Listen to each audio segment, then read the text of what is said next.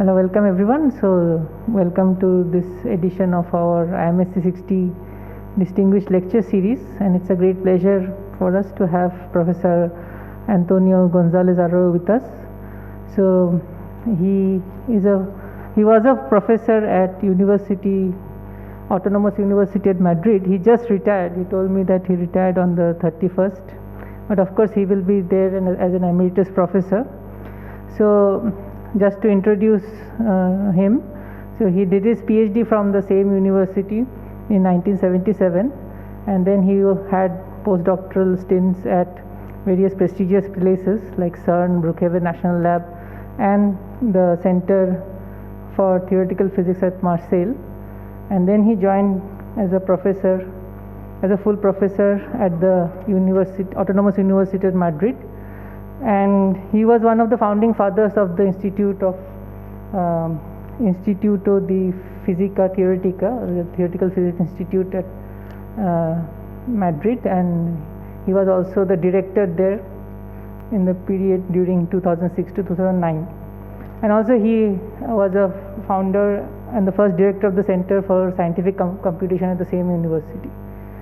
And Tony, as you know, he has worked on several areas of perturbative as well as non-perturbative physics, gauge theories, in lattice gauge theories. He has been one of the pioneers in topological solutions of gauge theories, especially with twisted mass fermions, twisted boundary conditions, and of course he has more pioneering works on twisted Eguchi-Kawai matrix model with Okawa. And he is also a pioneer in non-commutative quantum field theories. So today he will tell us about the challenges in Yang-Mills theories, and I request him to take over the stage, and thank you very much for coming. Thank you very much. It's for me an honor to be invited to one of these Diamond Jubilees series of colloquia. I appreciate the invitation, and I thank, of course, Ayantan that asked me to participate. Okay, I want to tell you that my lecture here will be sort of a general character. So, thinking that there are people from different fields who are in the audience.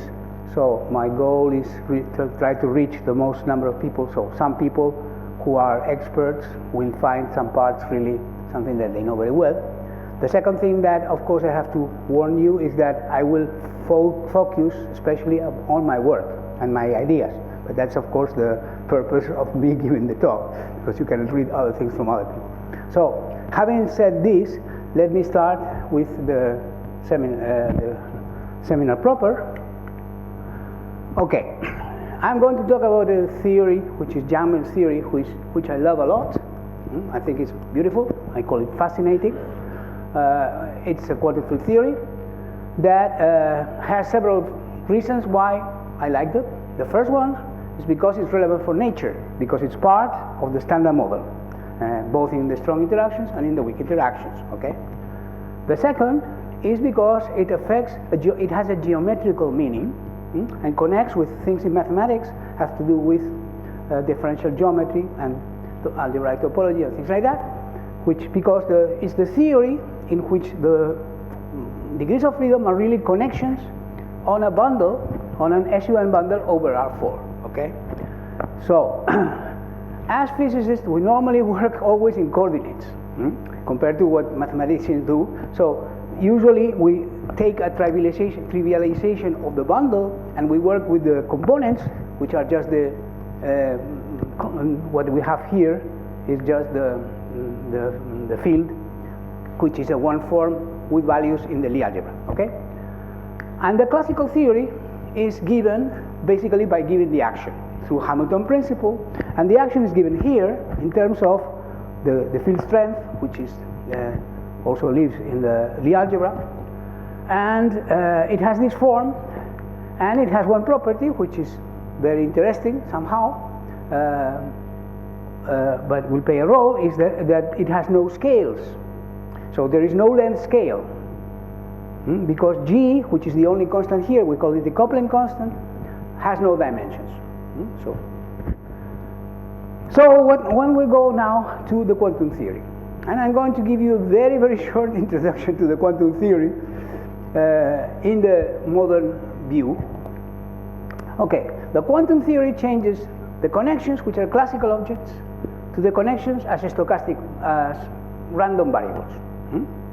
And what we call the vacuum, in the case of quantum theory, is basically a distribution. A distribution in the space of connections. So you can write it this way: integral over the connections, and there's a weight, which is the exponential of the action in Euclidean space. I'm rotating from Minkowski to Euclidean, which is a function of A, the one you saw previously, but in Euclidean space. Now, once you have this vacuum, you can compute observables by using probability, just expectation values in the usual way. So you take an observable, a function of the values of the connections, and you just evaluate this integral, and then you get the expectation value. A particular class of observables is those that are parallel transporters, because we can make a mistake and define something that depends on the trivialization, and that should not be the case, because the connection is defined irrespective of the trivialization that I use. That we call it gauge invariance in the context of the physicist. Okay, so that we have to guarantee that our observables are gauge invariant. And one class, special class, is the parallel transport around a loop, which is closed. And then the trace are invariants. You take an expectation value. These are the Wilson loops, which will appear later in what I will have to say. However, we don't really know what this means, because all these formulas are ill-defined. We know by what we know that these are supported on distributions, and we don't know when we do these operations what we are doing really, because there is no sound mathematical theory underlying this thing. This is the path integral formulation. Okay, there is a modern view of this. The modern view is that the quantum theory is actually the low energy theory of something that happens at very high scale. So that's in the spirit of the renumeration group. So if you start with a theory at very, very high energies that has the right number of symmetries, the right symmetries, and you look what this theory produces at low energies, something like that happens, that the information that you have here tends towards a narrower set of cases. As we will see in the case of the Yang-Mills theory, there's a unique theory that follows at low energies. Okay, so you have here some scale in which you define something which can depend on many things. You just have many ways to define things here. There is a scale. This is the energy here or in any place, and this is the value of the coupling at this scale. But if you change both in such a way that the low energy doesn't change, that's the same theory. Okay, so that's the renormalization group. As you say, energy goes this way, and the number of constants gets reduced in such a way that the theory at the end is something which is unique. Okay, so what do we think, and verified in some way, as we'll tell you, about this quantum theory? The properties that this quantum theory has are very different from the classical theory, and some of them are very peculiar. The first one is called asymptotic freedom, that says that you have to, if you take the energy, big energy, higher and higher, you have to tune your coupling constant to become smaller and smaller in order that the low energy becomes the same. Okay, that is the message of asymptotic freedom. And you can interpret it as saying that the strength of interaction decreases with the energy, because G measures somehow the strength of the interaction. The second, which is also very peculiar, is that the quantum theory and the classical theory are completely different from the point of view of scale invariance, because the classical theory, as we said before, has no scale. However, we expect the quantum theory to have lots of scales, lots of energy scales, which are generated by the quantum effect. And many masses, many things, and will have to appear. In particular, we expect that above the vacuum, the first excited states, there are some excited states which have the behavior of a particle. Namely, they have a momentum and an energy. And the momentum and the energy follow this dispersion relation. But with an m here, which means that's a mass. So the energy at momentum 0 does not vanish. it becomes m. And that's what we call the mass of the particle. So there is what we call a mass gap between the vacuum and the first particle state. That's the mass gap. No? So that we expect. There is also this property that I will talk about later, which is confinement, which tells me that the expectation value of these Wilson loops for very large loops decreases as the exponential of the area of the loop, when the loop is very large, with a coefficient that of course has dimensions 1 over the area, which is the same thing as energy squared, okay, because of the quantum theory. So that's the string tension. Fine. That defines part of the mathematical problem. What I've said, what I just explained, the properties, the theory, I gave you the theory, is one of the millennium problems that the Clay Institute declared from the beginning of the century that are things to be solved in the future. As you can see here, this is unsolved, okay? And this is the statement. Basically, you have to prove that the theory makes sense and that the theory has a mass gap. And that's a mathematical problem, okay? Very difficult, probably. Okay, now we go to physics. The physicists, we operate differently. Sometimes we are not so concerned about rigor, but we want to compute. We want to extract numbers, okay? And here there are several tools that seem to work with some domain. One of them is perturbation theory.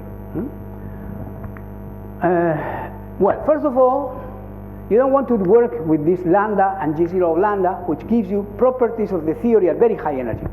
What you do is to eliminate them in terms of something of low energies. And you can define a set of quantities which you call renormalized coupling constants, which are defined at low energies, and which allow you to eliminate from your formulas completely lambda and G0 lambda, and this is what is called renormalization, okay? So, of course, this GR of E inherits the same property that we have for G0. Basically, when E is very large, G goes to 0. That's asymptotic freedom on the side of renormalized coupling constants. Okay. The problem is that you can compute many things because G is small, and we can set up a calculation of many objects in powers of G. And of course, higher powers are suppressed because G is small, okay? And this seems to work pretty well, because that's the way we discovered QCD, as a matter of fact. But it is unable to compute these masses that I talked to you about. You cannot compute the mass gap, you cannot compute the confinement scale, the string tension, you cannot, okay? So, furthermore, if you forget about what you can compute and what you not compute, also this is somehow badly defined from the point of view of mathematics, because the series that you get in powers of G is not only not convergent, which of course happens also for very trivial theories, but also it's asymptotic, but you wouldn't know how to sum them, because it's non-Borel-summable, and there are singularities which are called renormalons, which make it impossible somehow to apply the renormalization, the Borel summability. And although we've seen some examples in which you can finally, in the case of Young-Mills, we don't know how to do it. There are speculations. Well, fortunately, I mean, there are now a lot of people working on this and bringing in new ideas. For example, I think you had one of these colloquia by Gerald Dunn. He is one of the people more active in these things here, bringing back. And there are concepts that are complexados, trans-series, and how research something comes from mathematics, and is being used, left-side symbols. So it's many people who are working on that, but we are far from having that applied to Young-Mills and solved, okay? But maybe it's a pathway. Okay, that was the first method. The second method, lattice Young-Mills theory. Lattice Young-Mills theory assumes that the theory that you have at very high energies is in reality just a statistical mechanical system defined on a hypercubic lattice. The size of the lattice is actually this lambda scale, the inverse, because A has dimensions of length, 1 over A of energy. So this plays the role of the inverse of the lattice spacing, what we call the lattice spacing. So you have this theory defined there, and if you take the limit of low energies, keeping something fixed to have this something, you should get to the only theory that there is, John-Mills theory. There are no two, okay? There's only one, okay? So you should get it. How do you do that, okay? Here is an example.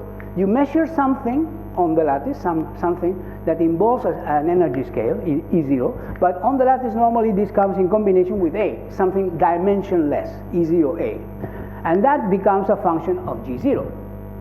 You can just, this function can be, normally Monte Carlo is very useful in doing these calculations to determine this G0 of A. Now if you take another quantity, you repeat the process, and if you take the ratio of the two is given by the ratio of these functions computed at G equals 0. So that's the so-called continuum limit. Okay, you have to go to G equals 0. Okay, so that's the argument, G. Okay, so what happens? What does it mean? It means that I compute all ratios from my lattice, except for one. But this one, it's needed because you need a unit. You cannot say this mass is GeV because GeV, what is GeV? GeV can be the mass of the proton, but it's part of your physics. Okay, so what the theory can do is to compute all quantities, all massive things, in terms of one, which you take as unit. Okay, so that's the procedure to do it. Okay, so masses, string tension can be expressed in terms of one. Okay, there is another thing that at some stage Girardot, which is one of the most brilliant physicists that has been contributing to this field, he introduced the idea, an idea which actually was used already in statistical mechanics, but he applied it to this theory, which is the idea to play with n, which is the n of SUN, something related to the rank of the group, to use it as some kind of parameter. Of course, it's a discrete number. It has 2, 3, 4, 5. And in particular, it can also, he showed that you can take the limit n goes to infinity, so infinite rank, provided you make this combination constant. So if you make n large and g squared small, with the product fixed to a number which is called Toff coupling, that is a well-defined limit. So that's what we call large n, the large n limit of John-Mills theory. Why is it interesting? It's interesting because all the properties that I mentioned before are valid for all n's, SU2, SU3, SU4, but they are also valid for SU infinity. So we expect that this theory, when n goes to infinity, is confining, has a string tension, has a mass gap, etc., etc. So if we want to explain this phenomena, we have a very good example of how to do it. Furthermore, because the theory is simpler than the one with n finite. It's easier. So why is it easier? Well, first of all, if you do perturbation theory, most of the diagrams are suppressed. You get a small set of diagrams to do the perturbative calculation, which is actually very small, actually of measure 0 when you go with respect to the other. Even in this case, you can make it converge, the series. So that's in perturbation theory. There is another property which is very peculiar, which is factorization, which tells you that if you measure the expectation value of something like a Wilson loop, the expectation value of the square of this quantity is equal to the square of the expectation values. That means dispersion is 0. The second momentum is equal to the first moment square. Okay, so no dispersion. So it's like a free theory. There is no fluctuations. Of course, that's this theory, underlying theories that will give us everything is not known, and it's called the master field. There are many other interesting properties. For example, in general, particles which are more massive can decay into particles which are less massive, provided they have the same quantum numbers. I mean, the combination has the same quantum numbers. So in general, the excited states are not stable particles. They decay. However, in the large n limit, that doesn't happen. So it's much easier because you can find a spectrum which are just points rather than cuts if you think in the complex plane. Okay? So that's another reason. There is also another reason having to do with another line of thought which comes from the field of string theory. In string theory, there is now, through what is called holography, a connection between strings and fields. through this holography concept, conjecture. Of course, our theory is not conformal, so it does not apply directly to us. But still, in all of these theories, n goes to infinity, because otherwise you cannot compute. So to make the bridge between the people who come from string theory and can compute things and what we can do from the quantum field theory thing, large n is important. Okay. There is also an important thing. You can add quarks to the game, and quarks are just like probes. They do not change the distribution. So it's just like an observable that you measure, and you can compute the Meissner spectrum without having to deal with dynamical fermions, which is a very difficult thing to do. That provides a whole lot of new scales, all the mass of the pion, the rho, etc., all the particles that we know measures in this theory lecture you can do. Okay, so now I go to describe very, very slightly the results that lattice gauge theory people have obtained. Of course, it has a long history, and what I've taken just is a couple of examples just to show what can be done. I took examples more or less randomly, but in this case of the mass gap, I took these results by Tepper and Atenodoro, which is only 2 years old. Of course, this already has a long history, and the conclusion is not that they found it for the first time, and not meaning that, but in that case you can judge by yourself what evidence we have using lattice gauge theory with Monte Carlo methods of the fact that there is a mass gap. And this is the result. Here you compute the mass of the lowest states, and this mass does not go to 0, so there is a mass gap. Okay, and so this is the lowest state. Then there are higher excited states. So it's a whole spectrum of what we call blue balls, but they are all massive. Okay, and these ratios can be computed, of course. Here you have the other property that I mentioned before. If you take two quantities and you make the ratio, of course these ratios also have to stay constant.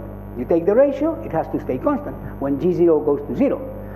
But here you have it with the string tension, and you see it also seems to go well. So our image of what has to happen seems to happen, and we have that in the case of the mass gap.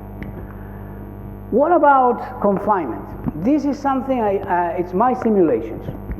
So I took my own simulations of this thing. So what you have to do is to compute the expectation value of the Wilson loops. I did it for a finite n and for infinite n.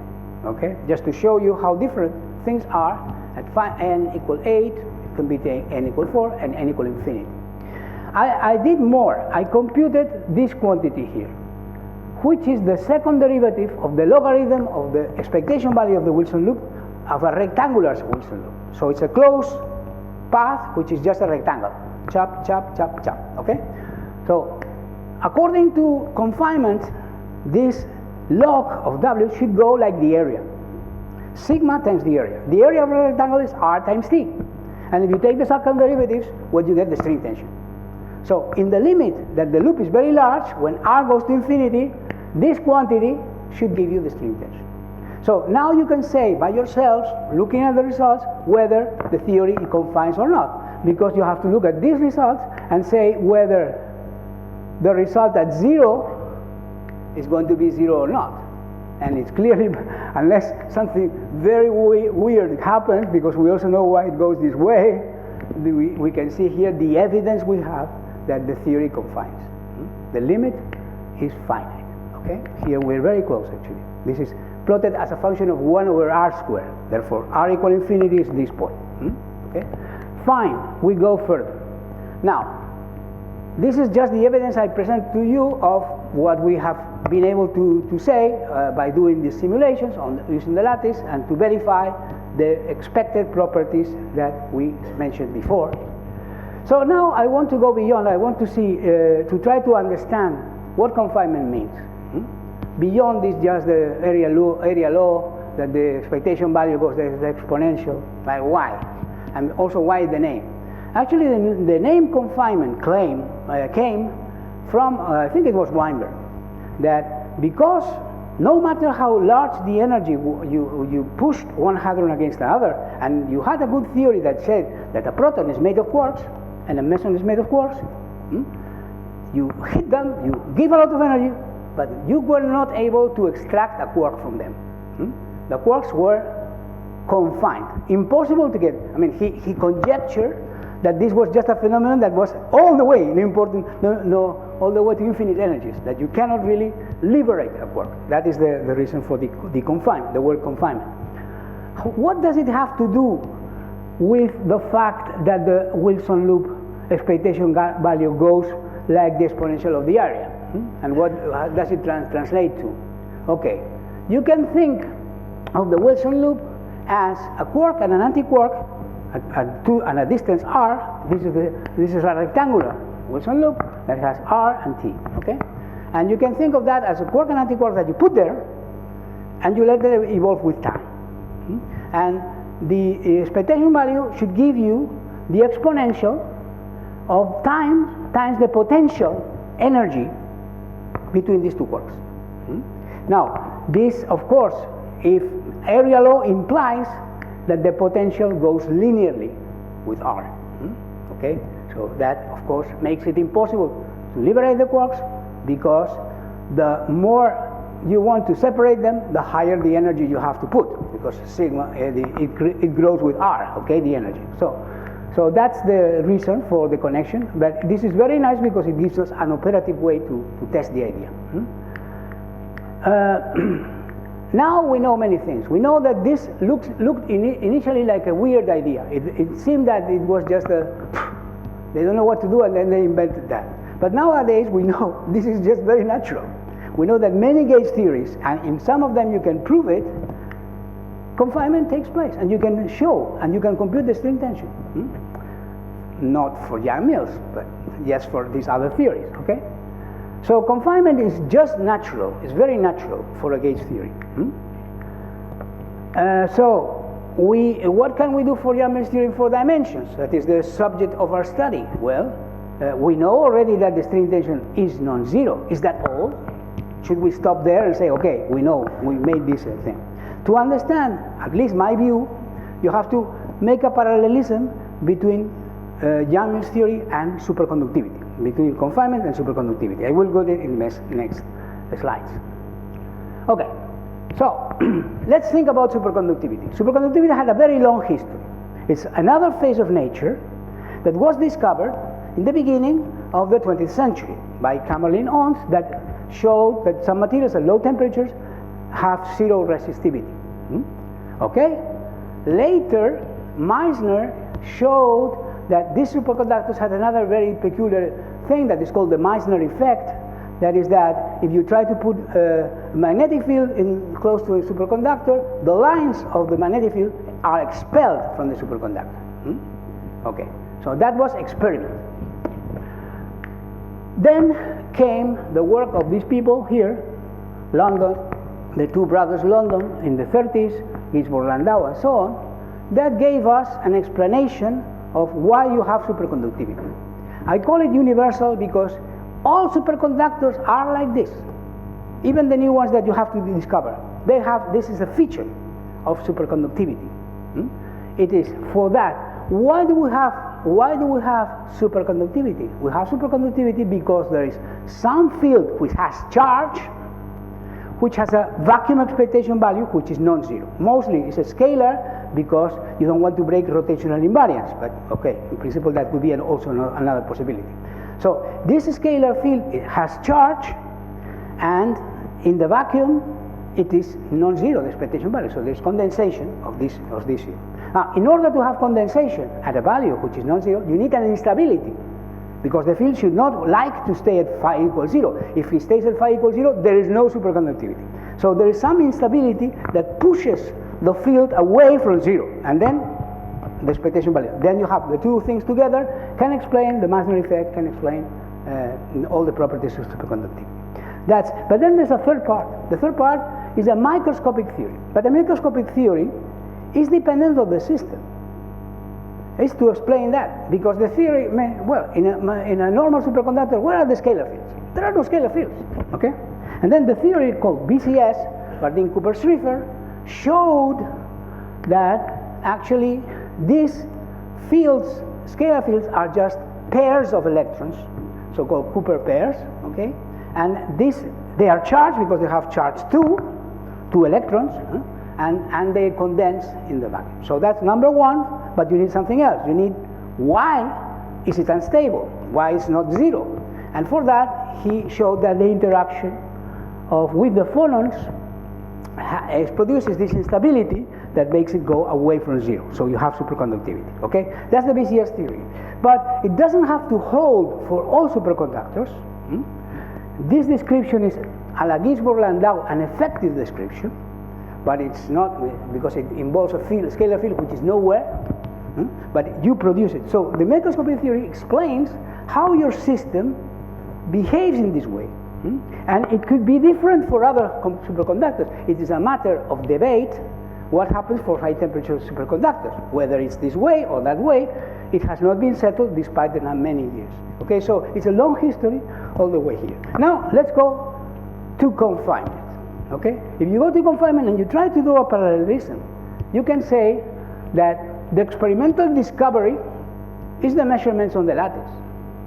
Of course, because there you cannot play with Yang-Mills theory because you don't have something. Maybe with analog quantum computers you could, but it will be the same. It will be just simulating the system. Okay, so we have the experimental discovery. Understanding the phenomenon. As I said before, this is something that was studied in detail in the 70s and 80s, and we understand. I already mentioned this potential that goes with R. That's necessary, but why does it grow with R?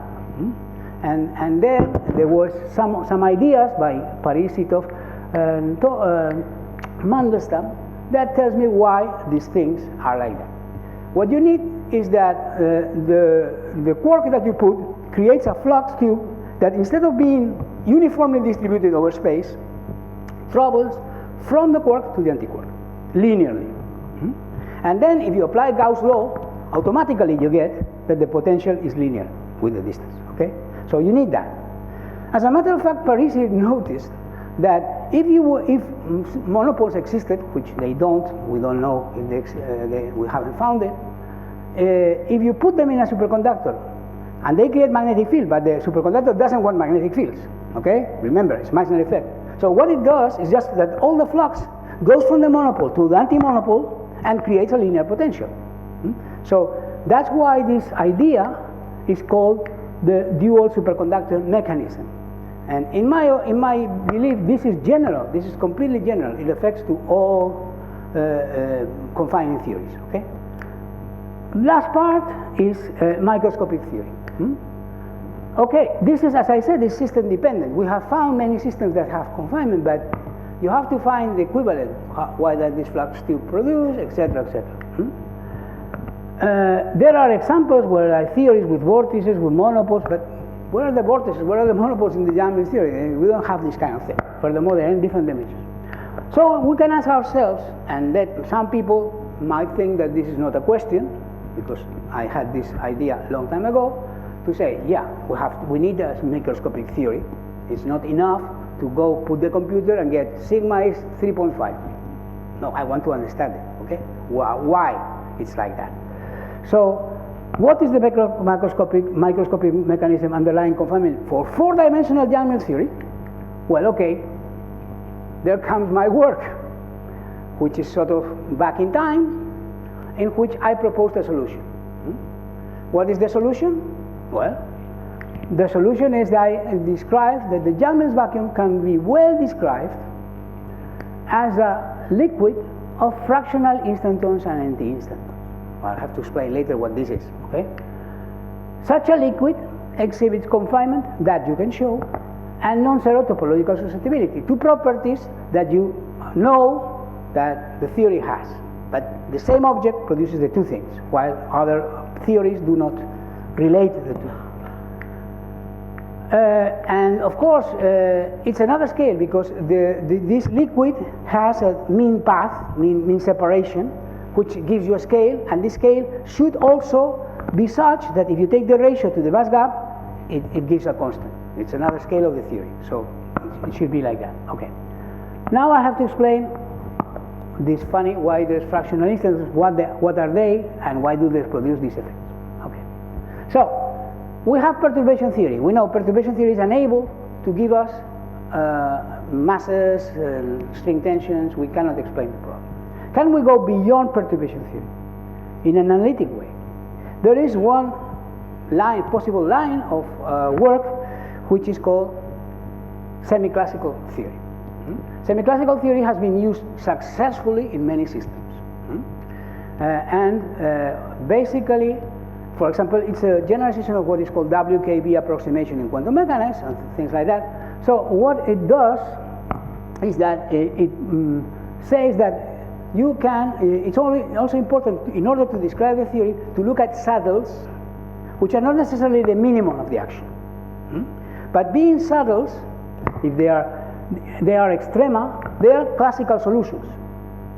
So they are solutions of the classical equations of motion of the theory, which nevertheless do have an action which is bigger, therefore a lower probability. But the gas made of these things can be the one that dominates the theory. So that's the idea. So this idea that you have to take into account these other saddles goes back in the past to Polyakov. Polyakov wrote a paper saying, look, these objects, these other saddles are indeed important because they can dominate the integrals. Of course, in perturbation theory, this has a 1 over g squared, so it's certainly not perturbative. But when g squared is not that small, which is low energies, it can contribute basically. Okay, and he did that, and he also found one such saddle, which is so-called the BPST instanton.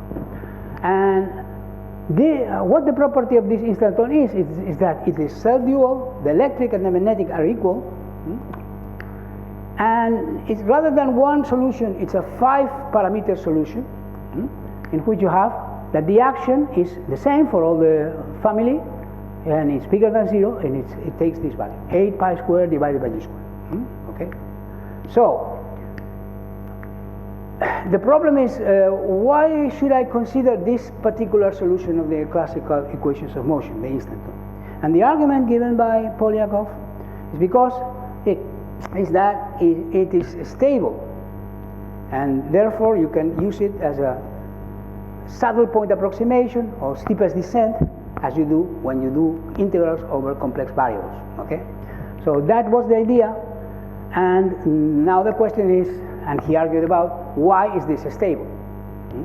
And what Mr. Polyakov realized is that in the space of connections, which is after all, we are integrating over the space of connections, that if you, instead of considering that the space is R4, time is infinite, space is infinite, you consider that in a manifold, which is finite, then the mathematicians have studied these much better properties, because now the result depends very much on the topology of the field of the space, how space-time looks.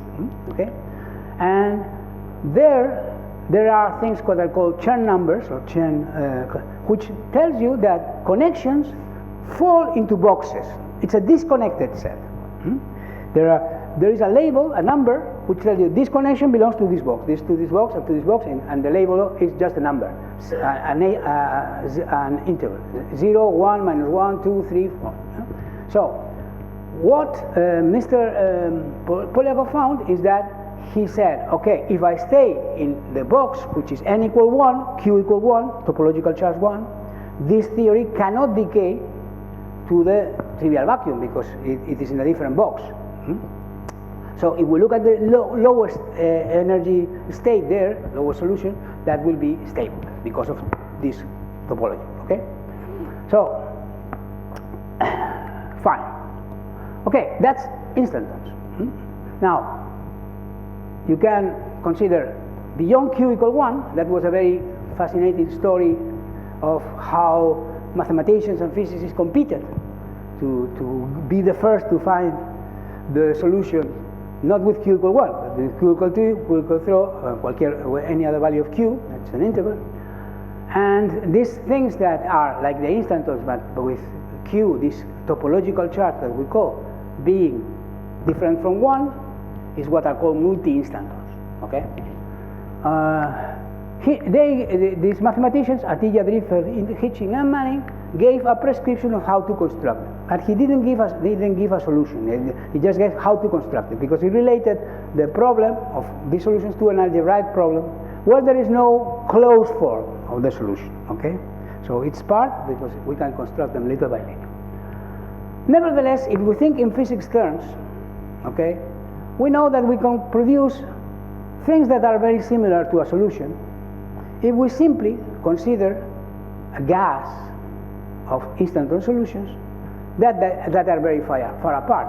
Because the instanton has a size, which is given by this parameter rho, which is the size, the field goes to 0 away from the center. It's a spherical symmetric. So, therefore, you can put one here and one here, and approximately you get a solution if the distance is much bigger than the size. Okay? Of course, we know there is an exact solution with the same axiom. That will not give you the exact solution, but it will give you something very approximate. Okay? So this is the type, what is called the dilute gas approximation of the multi-instantons. However, the first thing is that this has little to do with Yang-Mills, because Yang-Mills is a strongly coupled theory. All the phenomena that we have talked about here are very hard to get by perturbing slightly the vacuum. And as you see here, this picture is voids, which are just the classical field, and just little lumps here and there separated apart. So this thing is far from the idea that we have of how the vacuum of Yang-Mills should look like. Okay? Furthermore, instantons, because of this fact, because of the fact that the field goes to 0 away from the instanton, cannot explain confinement. Because if you just integrate over a Wilson loop, which doesn't pass through the centers, you would get the same thing as if there were no instantons. Because the field produced by the instanton dies away as you move away from the instant. Okay? So, no confinement. Okay? So, instantons do not confine. So both that and the idea that it doesn't fit with the phenomenon makes that maybe this picture of dilute gas doesn't really apply. So there is another thing that is discovered, another of the things that is discovered by Toft in this case, that actually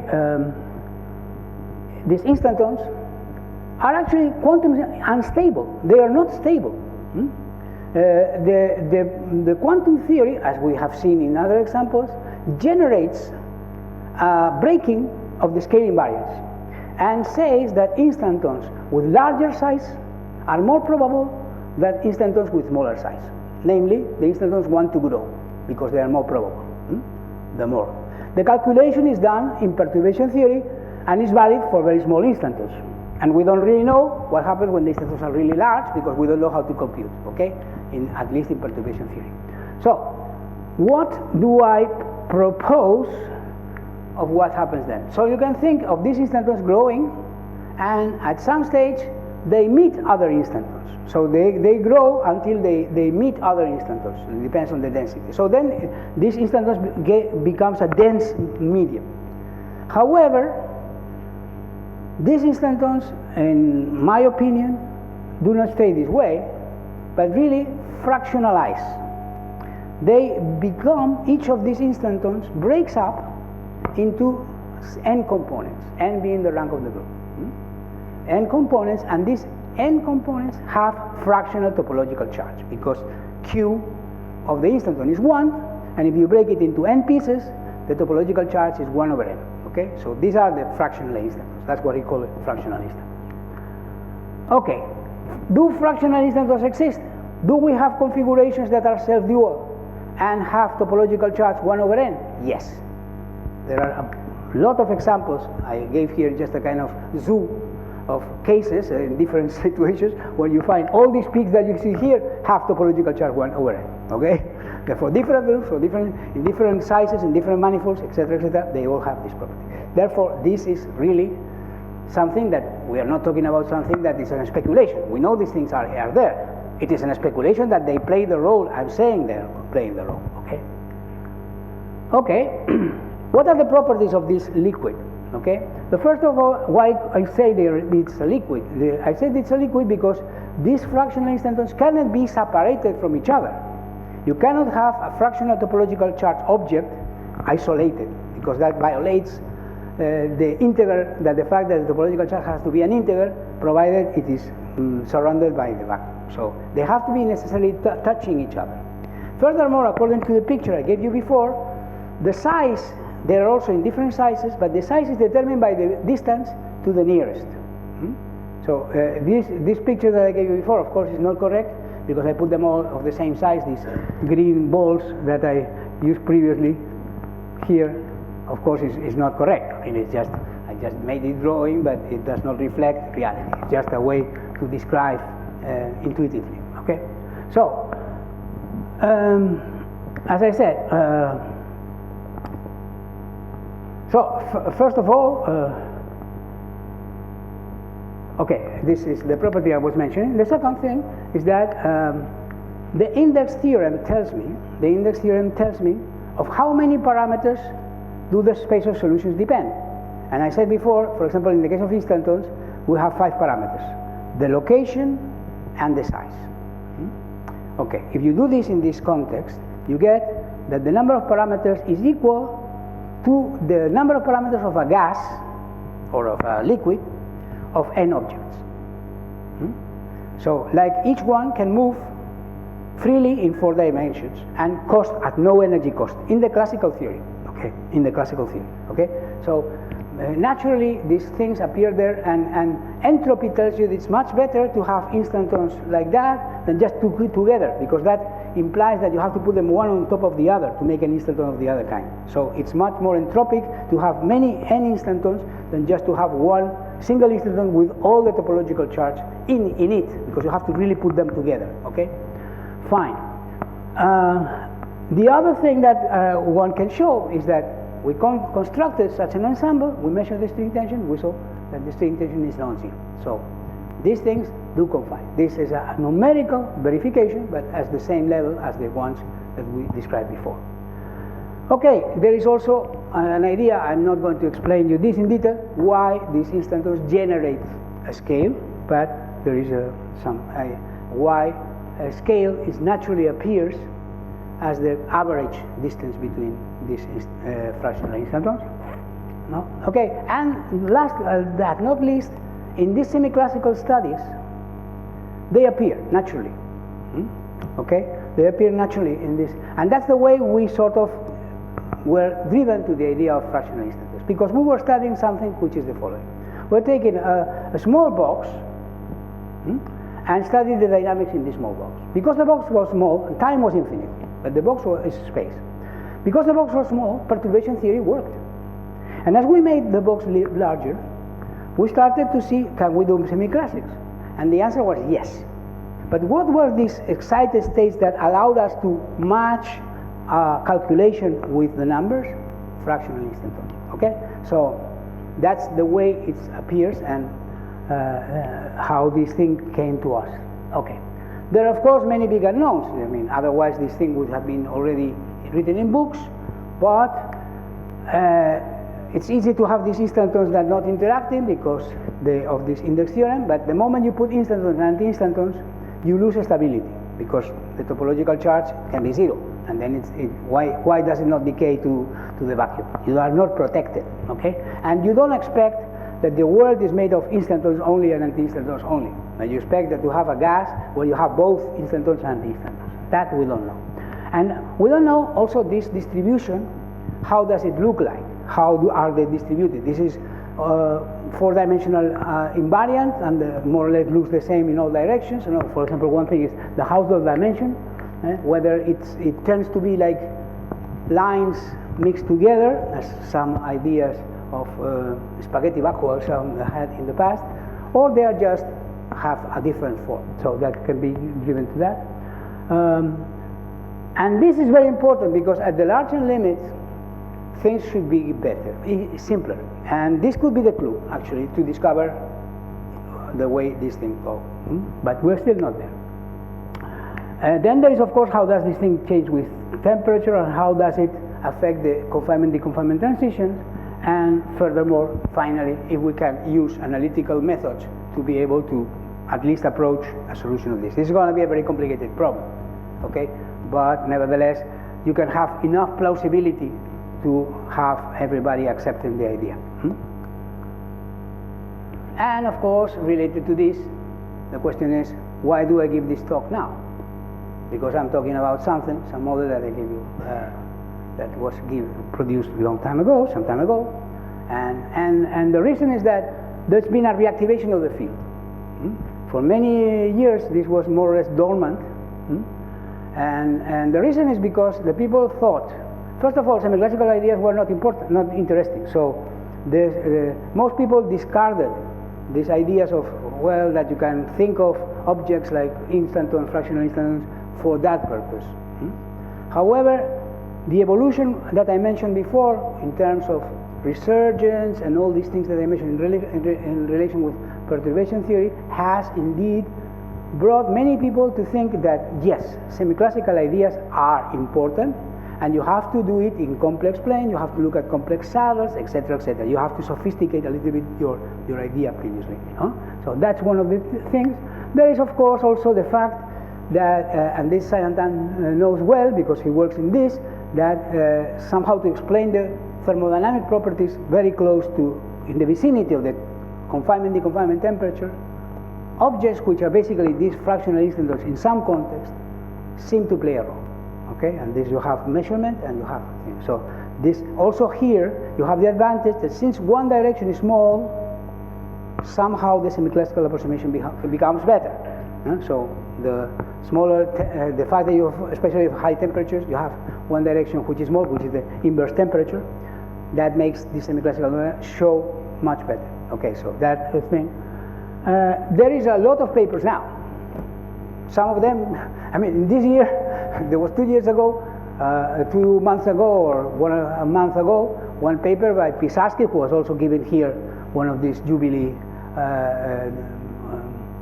lectures or colloquia, who is advocating that fractional instantons explain the vacuum of QCD. Okay, so that's a paper. There is also Unsal, who wrote a paper recently that's saying you can do the semi-classical ideas in a box which is T2 times and fractional instantons don't appear. So there are many papers in the last 2-3 years where the idea of fractional instanton has appeared as something relevant. Okay, so it's good that I tell you, look, that's my theory. Don't forget it, okay? So that's it. I personally are working in trying to fix something that can be done analytically, is to have some control on the solution. I wrote a paper about 1 year, 2 years ago, how to write an approximation to the analytic solution of these fractional instantons, which we don't know, except in some extreme cases. And with this analytical solution, we can address problems like what is more probable, that they are aligned, that they come in planes, things like that, because it's just the quantum fluctuations. You compute the fluctuations and you see which one has bigger, in the same way that we said before the instantons want to grow. Here you have a gas and you have to compute which is the more probable, that they want to be aligned in one line, that they are planes, etc., etc., and that can be done, but it has not been done. The calculation is of course very complicated, but we don't have a formula for the multi-instantons, so it's very hard to do the calculation. Quantum fluctuations around something that you don't know, okay? So that's a complicated thing, and I'm working on that. Well, in any case, that's more or less the end of my talk. I don't know, because the mathematical problem that I posed before is probably not going to be resolved recently. We need a Ramanujan for that, probably, some new great brain. And for the physics one, we are sort of maybe closer, but nevertheless, it might take long to converge to an idea that is generally accepted for the description of the vacuum. So that's all. Thank you.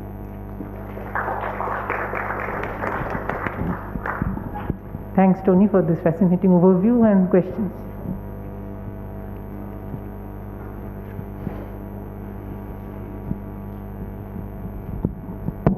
Hi. Hello. Two questions. So at one point you mentioned that the theory is not conformal, but even near the critical point, is the theory not conformal? And second question is... Near the critical point, the theory is free. Oh, okay. I mean, it's the fixed point is G equals 0. Right. So Free theory. do we have... It's So free? all the physics is sitting away from the critical point. Oh, okay.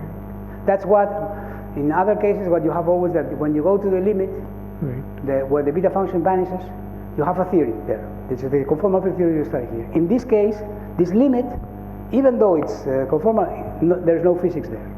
You lose all the scales disappear. I mean, if you don't have scales, you don't have any of the phenomena that I'm meaning. Right. And in the conformal theory, you don't expect scales.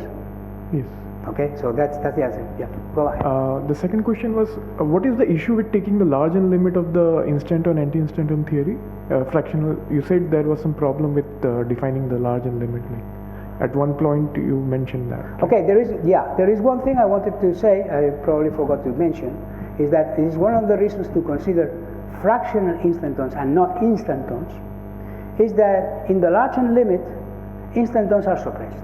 Apart from the fact that they don't confine, but you can still think, okay, they don't confine, but they're there. No? The problem is that the action is 8 pi squared over G squared. And if you take the large n limit, G squared goes to 0. And the exponential of minus 1 something on G squared goes to 0 at lambda fixed. If you put that the action is that divided by n, then you get that the exponential becomes exponential of minus 8 pi squared divided by lambda, which is the quantity that you keep fixed when you take the large n limit. So the probability to get a fractional instanton in the large n limit, it does not go to 0. Instantons do. So many people thought in the past that instantons don't play any role because of the large n limit. They say, no, but the instanton cannot play any role. True. But these objects are capable of going beyond that because this argument is not valid for fractional instantons because the action goes like 1 over n, 8 pi squared over n, which together with the G squared makes up 8 pi squared over lambda. So that's the point, okay? So in principle, they are there. But how they look is very complicated probably because we have this factorization. Okay, we have a way, I told you I'm working on how to write the solutions. The last paper I wrote on that was about how to construct the solutions for any n, some space, some tori, and there you can do it with all n's. There are, of course, some people who have, or actually even my students, their thesis looked at large n limit. What happens with the conformal? They resist. There is a paper, another paper, recent paper of somebody who has studied a collection of fractional instantons, taking the large n limit and seeing that you get something. There is a limit that just stays there. Actually, they use an idea that they did with one of my students, that the best way to go to the large n limit is to use the Fibonacci sequence. Because the way I didn't have time to explain how to get a fractional instanton. There are lots of technical things that I didn't explain, okay?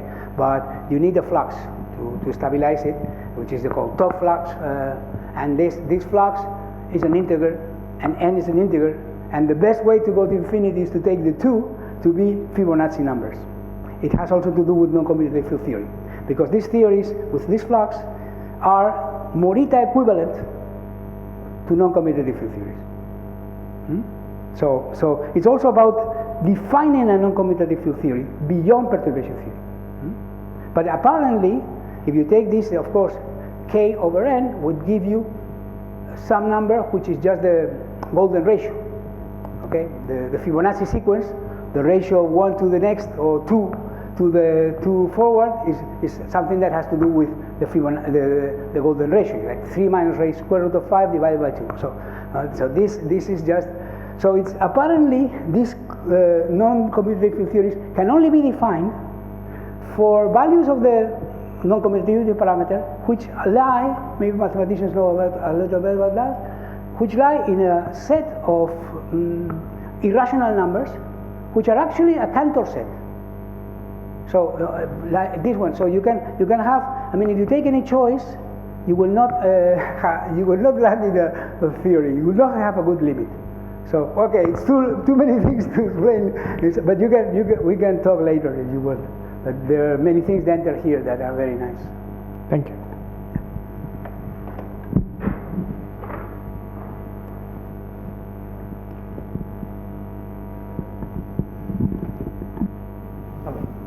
Hello. Hello. So, sir, I have two questions. So, my first question is like you said, you mentioned somewhere in your initial slides, you mentioned that confinement function like W is a function of R and T.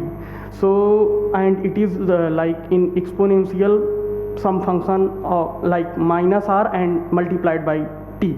So, it is V of R. yeah. So our confinement function is like when we are increasing R, it is exponentially like so it was kind of intuitive to me, because when I relate it with the two balls which are attached with some, let's say, elastic string, and when I am like kind of stretching out, so my tension is increasing.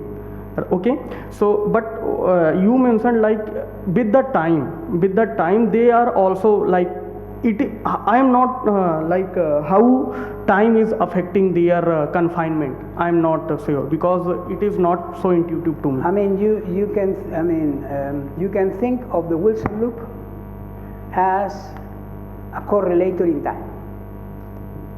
So you produce a pair here, you let it evolve with time, and then you measure at another time, you stop it.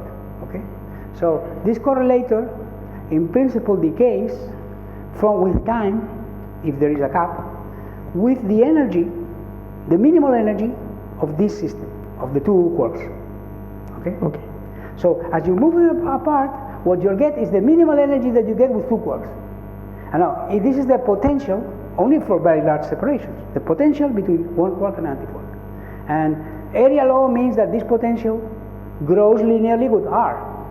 So of course the potential is much more complicated. Actually, this function that I wrote there has many different terms. Okay, but this is the asymptotic part.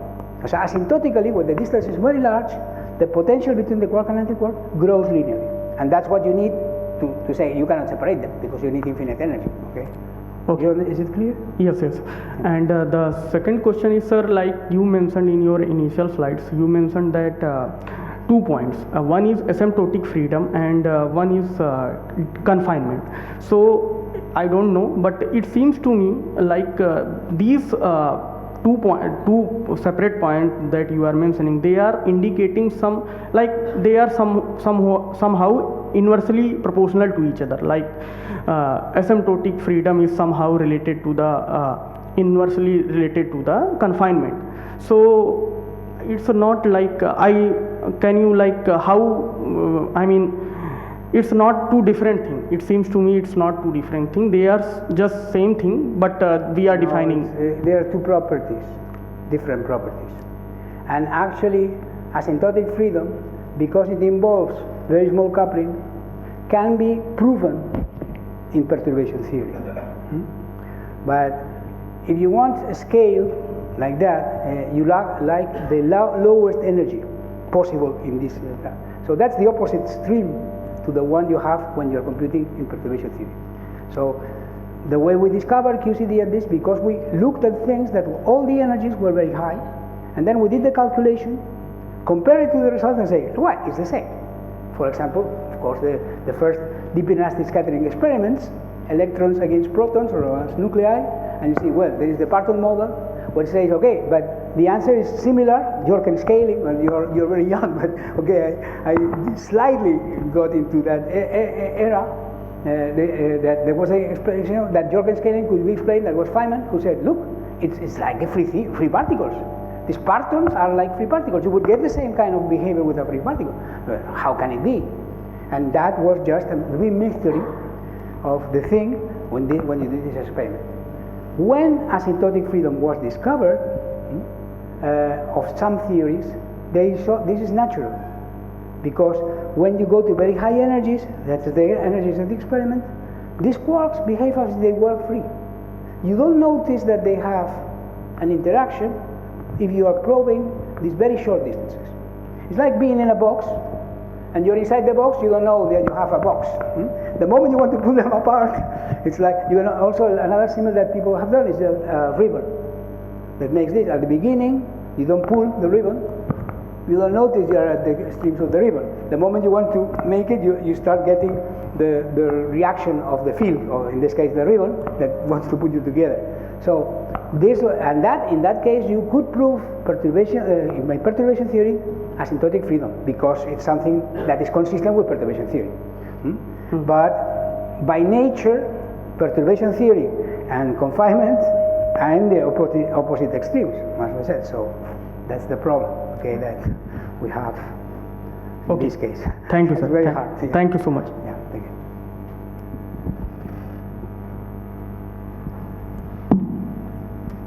Any further questions?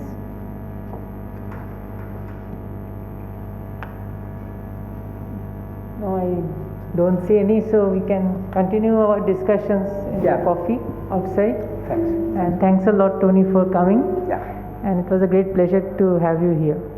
Please keep coming, and I am sure you will share more insights on the progress in this area in the future. And wish you a very productive life, even if you are formally retired. Yeah.